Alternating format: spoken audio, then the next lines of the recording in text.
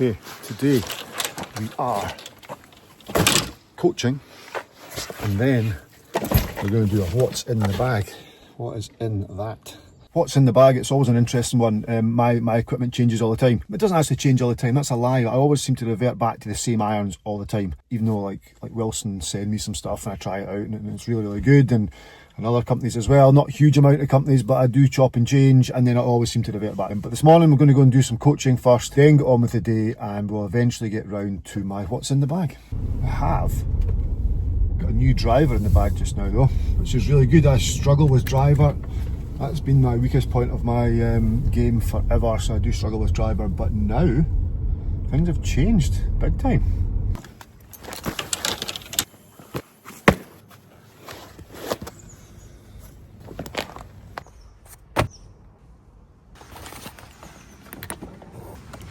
This is probably the perfect weather for golf. Absolutely zero wind, sun's out.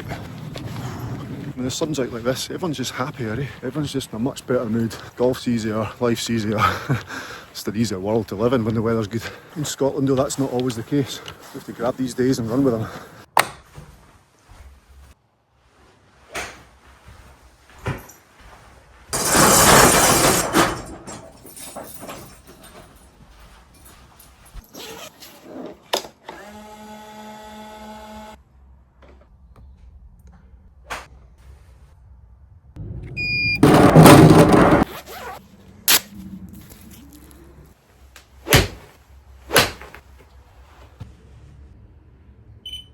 Walk to the first tee with one sentence in your head. I've got nothing to prove and nothing to fear.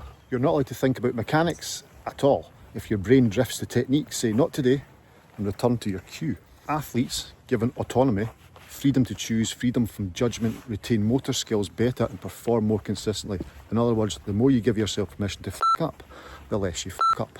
Every golfer you admire, from the scratch player to the guy who always seems calm no matter what, they've mastered the same thing. They care deeply about the game, but they don't give a f*** about each shot. They've learned to let go, to reset, to shrug off the drama and keep walking. That's how you play golf without giving a f***.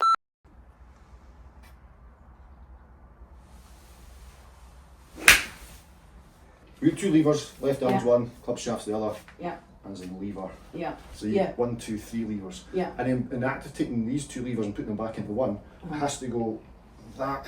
Yeah. Which then encourages this to keep going. Yeah. Which then means that impact. Hit before the ground. Yeah, well, absolutely. Yeah. There's a chance you hit the ground first.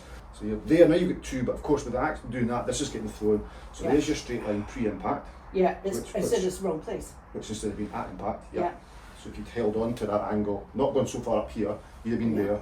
Easier to hold on to it for a little bit longer, and then the speeds at the bottom from hip high to hip high. And that's when I pull it through. Yeah, and the picture you see on the screen just now with both arms bent just post impact is because straight line's there, and it's like, well, I've got nowhere else to go. I can only go there, so I need to do this. Yeah. Just stop there. Left arm parallel to the ground, that's, or even trail pull forearm parallel to the ground, and then through. And just hit well, I mean, in a full iron swing. Yeah. How far should you take it back? You should take it back until your left arm starts to bend. Right. Okay. Right. Watch this, right?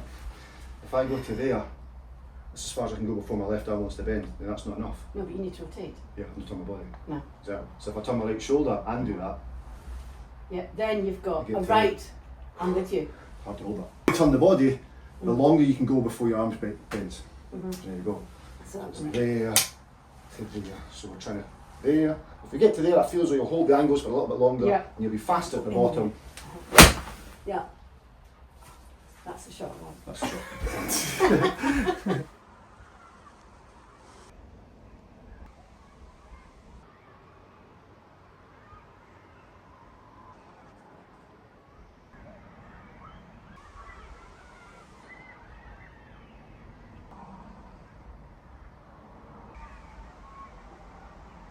So what's in the bag? Here we go. So let's start with wedges. I have two staff model wedges. I have a 54 and a 58 in the Wilson staff model. I have them in dynamic gold spinner 2-issue shafts. 54 has 8 degrees of bounce. The numbers on the back, 60, 80, 100. That's my 3 swing lengths. 8 o'clock, 9 o'clock, 10 o'clock, or what feels like 8 o'clock, 9 o'clock, 10 o'clock, doesn't necessarily mean it looks like that, but that's what it feels to me. That's the yardages that club goes. I also have the 58. The 58 has 6 degrees of bounce, same shaft. Yardage wise, no idea how far it goes, it's all feel. I use my 54 a lot more than my 58. Then we move into, I have a 50, which was a 48, but I've pulled it to a 50. It's a Cleveland RTX Zip Core with 10 degrees of bounce. Now, when you change from 48 and pull it to 50, then it's going to change the bounce, but I'm not really fussed about that. The reason I pulled it, I love the wedge, but I needed it to fit in with the rest of my wedges, so 58, 54, 50, down to 46, which is my pitching wedge, which matches my set, which is where we're going just now.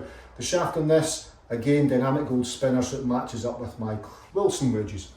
Irons, Tacomo 101 Ts. These I always go back to. Look at this. That's been well used. They're that well used, the decal on the shaft, I can't even read what that says. It is KBS of some description. Lamkin mid-size. Now I always go back to these. These are a hollow head technology. They're so easy to hit, but they look like blades. I love the feeling or the look behind the golf ball, how tight it is and how small it is, but the forgiveness within it. They're not mega strong lofted though, which is, I like that as well. It's a little bit more traditional, maybe a touch stronger, but nothing serious. Then if I get the 4-iron, it's a KBS Tour 120 stiff. 4-iron, 5-iron and 6-iron, all the same length. 4-iron, 6-iron, take them both, same length. I played around a lot on the TrackMan with these at the same length. Made no difference, it just made the 4-iron and 5-iron easier to control. The gapping was absolutely fine. I don't understand the physics behind it, but hey, that's what it is. There's a secret club in here, which we'll get to in just a second. This is the future. This is a speed stick. I got this from Brand Fusion. They sent this to me. It's a pure to improve speed stick. Comes with different weights. I've got 3 different weights for that, which I keep in here. It's always in the bag, or it's never too far away. The secret club we'll leave there. Putter, so I go driver, then the secret club. I normally go 2 hybrid, which is a G400 17 degrees hybrid. I don't carry a 3-wood or a 5-wood or a 7-wood. I just don't like fairway woods, never have liked fairway woods. That is probably something I really should look into. I don't not entertain them, I just find that a 4-wood's okay. I've got a couple of Wilson 4-woods, so really good. I just find a 3-wood hard to hit off the deck because it requires so much speed. Off the tee it's great. My 2 hybrids just so much more, what's the word, effective. Putter, I've got millions of putters. I've got 5 lab putters, it's ridiculous. Wilson blades, I love a Wilson blade, so I go from one extreme to the other. Right now I've got 3 arm lock putters as well. This is in the bag. This has been working really well for me. I love the arm lock technology. And it's just a simple Odyssey 2-ball 10 arm lock. The alignment on it's pretty cool. It makes life so much easier. It's in 42 inches up that left arm. It's very, very easy to control, and I don't see why more players aren't actually using arm lock. Was it a fad? I really don't think so. Driver. Obviously G440. Now I'm going to get fitted for this. I've got it in the max head, 10.5, so 10.5 degrees max, which I really, really like. I'm going to go for a shaft fitting. It might have been done by now by the time this video gets uploaded, I'm not sure, so I'll do a video on that. But I'm going to get the shaft fitted. I've got the head, I want the correct shaft for me. However, I'm hitting this really well. This is the Ping Tour 2.0 65 X Flex, which is probably too stiff and too heavy for me, but I'm really, really hitting fairways just now, which is fantastic. Which makes me think, should I be going for a shaft fitting and spending that money? Yes, I absolutely should, because if I go there and spend the money on the shaft fitting and the man says to me, that shaft's exactly the one for you, it's money well spent, and then all the thoughts go out the head, that's exactly what I need to be using, so I don't have to think about it. I know it's me and not the machine. But this is 10.5 degrees, standard setting, max head. I've changed nothing in here, it's all standard. Except the shaft is 65 grams X Flex. Love that. And the secret weapon here, which you'll probably laugh at. Now I use this a lot from the tee. The shaft on it is KBS Max Ultralight Stiff Steel. It's part of a game improvement club, or a part of a game improvement set. It's a Dynapower. It's basically a Dynapower 4-iron in stiff. That's all it is. It's quite a cumbersome head. It's quite chunky, it's a little bit offset, but the loft on it, I think it must be close to a 2-iron, and this thing goes an incredible distance, and it's so easy to hit. Downwind you tee it a little bit higher, into the wind tee it a little bit lower, but it really is, it's a game improvement 4-iron. It plays like a 2-iron for me, and the fun I've had from this, and my friends are impressed with how far I hit it. It's an absolutely incredible, it's a real safety net. It's one of those ones that you're like, do you know what, just hit this. It's so safe. I'll hit a fairway, I'll get it out there about 240. Love it, absolutely love it. Dynapower 4-iron, I class it as my 2-iron, so effectively I carry 2 4-irons with me. It sounds a bit silly, but I carry 2 4-irons. This is a 4-iron, this is a 2-iron in my head. So actually in my bag there's no secrets, it's a little Titleist Open Championship bag, which is really cool. I carry my Bushnell rangefinder, I'll never be without that. I've got a couple of different rangefinders, they all work as well as each other. My glove sleeve from Loft and Lie, of course, and I carry my leather gloves, my mesh glove, and of course my rain glove in there, all in place, which is really, really handy. I also carry, of course, you already have heard this today, my book, which is on Amazon. You probably wonder why I carry that. It's because I refer to it and read it on the golf course. You can dip in, dip out, it's brilliant.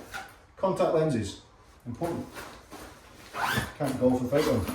What ball do I use? Well, I play with the Wilson Staff Model. It's a Staff Model ball, it's very, very good. That's their top end ball.